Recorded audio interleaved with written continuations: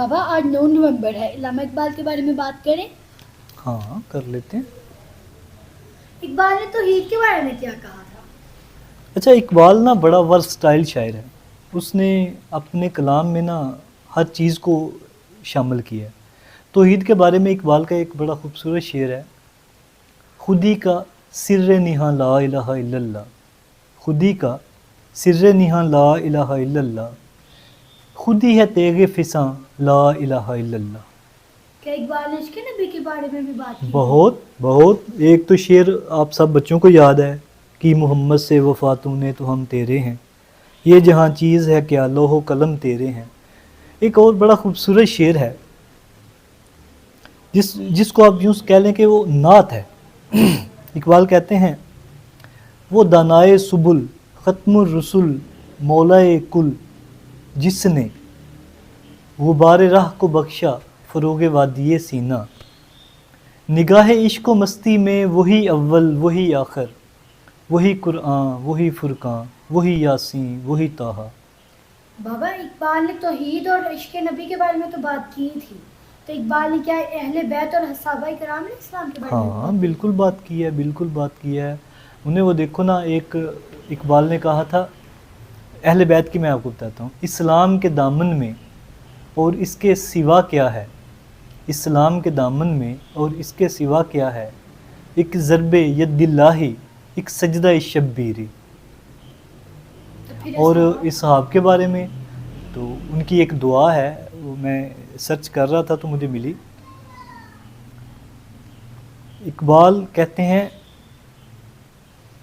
تڑپنے پھڑکنے کی توفیق دے، تڑپنے پھڑکنے کی توفیق دے، دل مرتضیٰ سوز صدیق دے۔ کیا اقبال نے مسلم امت کا ذکر بھی کیا ہے؟ مسلم امت کا بھی ذکر کیا ہے۔ اس کے دو پہلو ہیں، پہلا پہلو ہے جو آج کا دور ہے، اس کے بارے میں تو اقبال کہتے ہیں، ہر کوئی مست مئے ذوق تن آسانی ہے، ہر کوئی مست مئے ذوق تن آسانی ہے، تم مسلمان ہو کیا یہ انداز مسلمانی ہے، حیدری فقر ہے نہ دولت عثمانی ہے، تم کو اسلاف سے کیا نسبت روحانی ہے۔ لیکن اسلاف کے بارے میں وہ بڑے اچھے الفاظ بیان کرتے ہیں، وہ ان میں کہتے ہیں، وہ زمانے میں معزز تھے مسلمان ہو کر، وہ زمانے میں معزز تھے مسلمان ہو کر، اور تم خوار ہوئے تارک قرآن ہو کر۔ اس کا مطلب یہ ہے کہ اقبال ہمیں یہ کہہ رہا ہے کہ جو قرآن کو تم نے ترک کیا ہے نا، وہ تمہاری اس وقت کے جو ذبح حالی ہے اس کی وجہ۔ اقبال کو نوجوانوں سے کیا توقعات تھی؟ اچھا اقبال کو نوجوانوں سے بڑی توقعات تھیں۔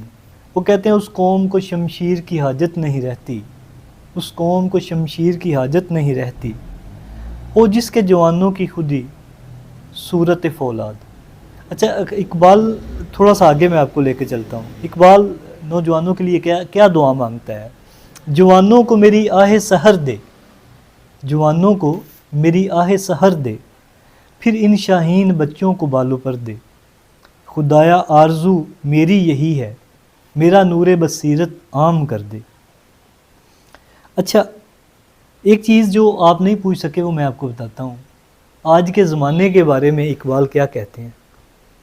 اقبال کہتے ہیں، محنت و سرمایہ دنیا میں صف آرا ہو گئے، دیکھیے ہوتا ہے کس کس کی تمناؤں کا خون، حکمت و تدبیر سے یہ فتنہ اشوب خیز، ٹل نہیں سکتا وقد کنتم بہی تستعجلون، کھل گئے یاجوج اور ماجوج کے لشکر تمام، چشم مسلم دیکھ لے تفسیر حرف ینسلون۔